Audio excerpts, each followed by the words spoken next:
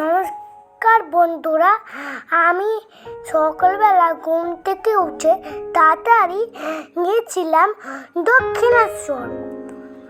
আর ওইখানে গিয়ে আমি খুব হেঁটেছি, কিন্তু বৃষ্টির জন্য একটুখানি দাঁড়িয়ে পড়েছিলাম। আর সবাই দক্ষিণেশ্বরে পুজো করতে এসেছিল, তার জন্য কত ভিড়, আমরা যেতেই পারছিলাম না।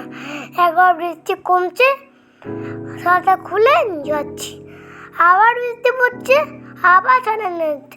তারপরে আমরা গঙ্গার সামনে যেতেও পারলাম না, একটুখানি দূরে ছিলাম গঙ্গার।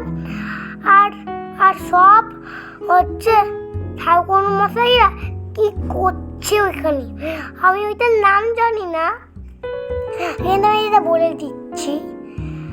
আর ওই ভিড়ে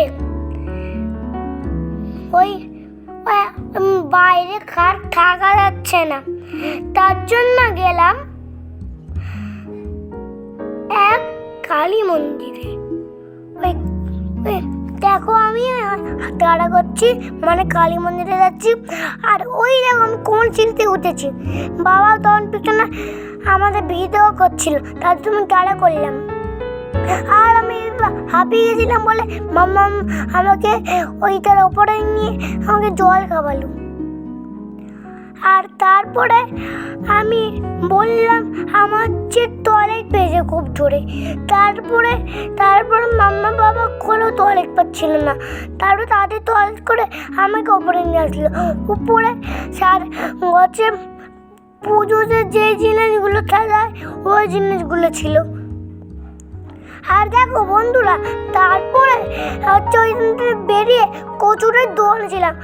ওই কচুরি নেবার জন্য ওইখানে খুব ভিড় ছিল, তার জন্য বাবা দুটো কচুরি নিয়ে নিল। আর খেতে কি টেস্টি জানো না তো তুমি?